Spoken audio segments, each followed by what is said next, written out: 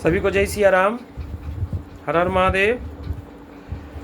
हम लोग पिछले दिनों खर दूषण और त्रिशरा के वध के बारे में जान चुके हैं और आज हम लोग जानेंगे कि उसके बाद क्या हुआ। जब श्री रामचंद्र जी महाराज ने खर दूषण और त्रिशरा का वध कर दिया तो उन्हीं में से उनका एक सैनिक था जिसका नाम था अकंपन। वह राक्षस भागता हुआ रावण के दरबार में गया और उसने सारा वृत्तांत रावण को सुना दिया। तो रावण अपने बहन के अपमान से और खर दूषण और त्रिशरा के वध से बहुत ही क्रोधित हुआ और उसी वन में एक और राक्षस रह रहा था जो ताड़का का पुत्र था। ताड़का राक्षसी का पुत्र था और उसका नाम था मारीच। वह मारीच के पास आया और राम से युद्ध करने की बात करने लगा। तब मारीच ने रावण को समझाया कि राम कोई ऐसे वैसे केवल जंगल के साधारण से मनुष्य नहीं हैं, वह परम योद्धा हैं और उनसे तुम युद्ध करोगे तो तुम्हारी हानि ही होगी। और मारीच और राम के बीच में जो युद्ध हुआ था,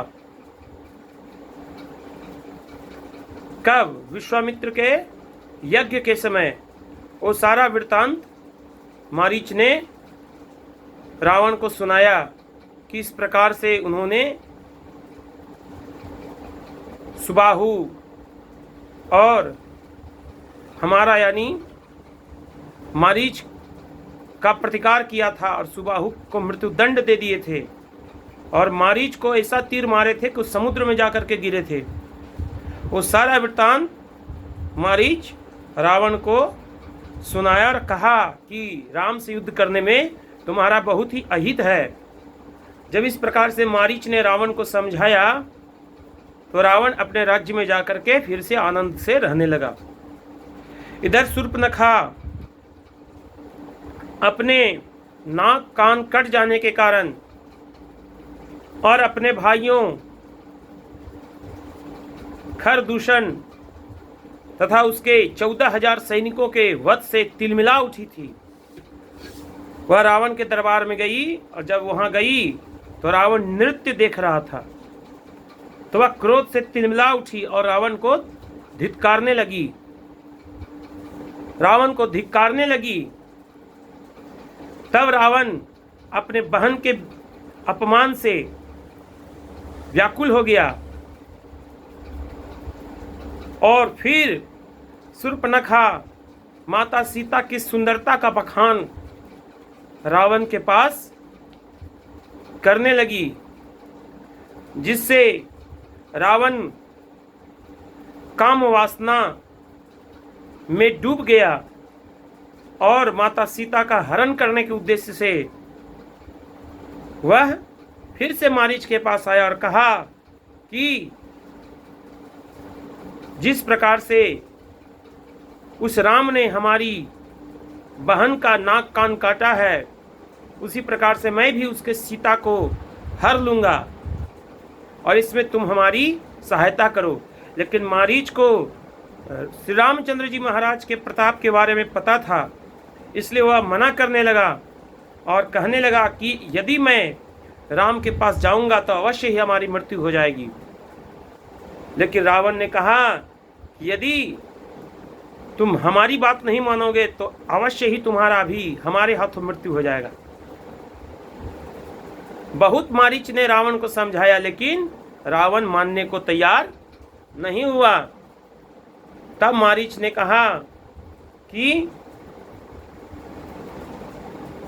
तुम्हारे हाथ से मृत्यु प्राप्त हो उससे अच्छा है कि शत्रु के हाथ से मृत्यु हो, तो मैं वीर की भांति मरूंगा। और इसलिए मारीच रावण का साथ देने के लिए तैयार हो गया।